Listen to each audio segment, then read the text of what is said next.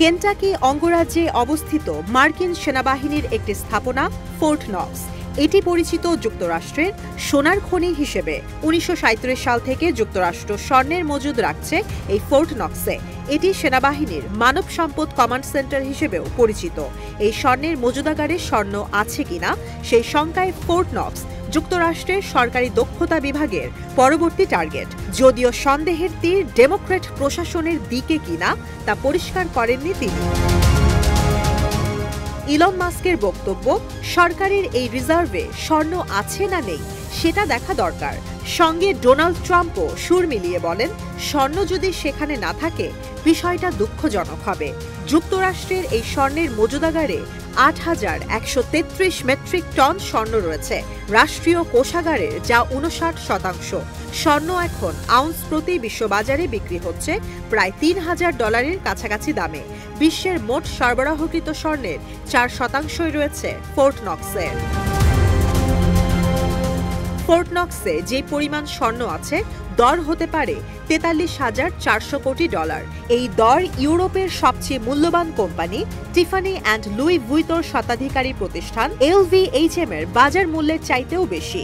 যদিও সরকার নির্ধারিত দামে প্রতি ট্রয় আউন্স স্বর্ণের দর $৪২ নির্ধারণ করা, সেই হিসেবেও স্বর্ণের মোট দর পড়ে $৬০০ কোটি। এই স্বর্ণের মজুদ সম্পর্কে সামাজিক যোগাযোগ মাধ্যমে প্রশ্ন উঠলে মার্কিন সরকারি দক্ষতা বিভাগ ডোজের প্রধান ইলন মাস্ক বলেন, ফোর্ট নক্সে স্বর্ণ আছে কিনা তা দেখতে সেখানে যাবে মার্কিন প্রতিনিধি দল, প্রয়োজনে লাইভ ভিডিও করবে।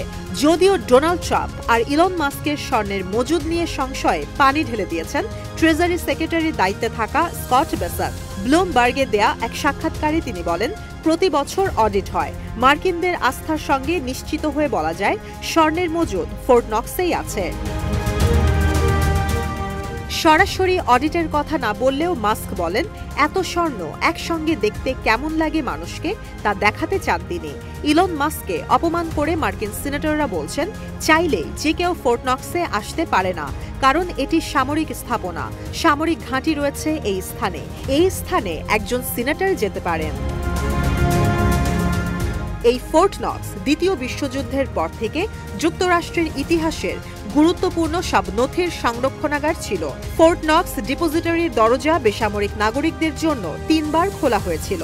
প্রথমবার ১৯৪৩ সালে তৎকালীন প্রেসিডেন্ট ফ্রাঙ্কলিন ডি রুজভেল্টের জন্য, ১৯৭৪ সালে ১০ জন কংগ্রেস সদস্যের জন্য, যারা দাবি তুলেছিলেন সাধারণ মানুষকে নিশ্চিত করতে হবে স্বর্ণের মজুদ ঠিক আছে।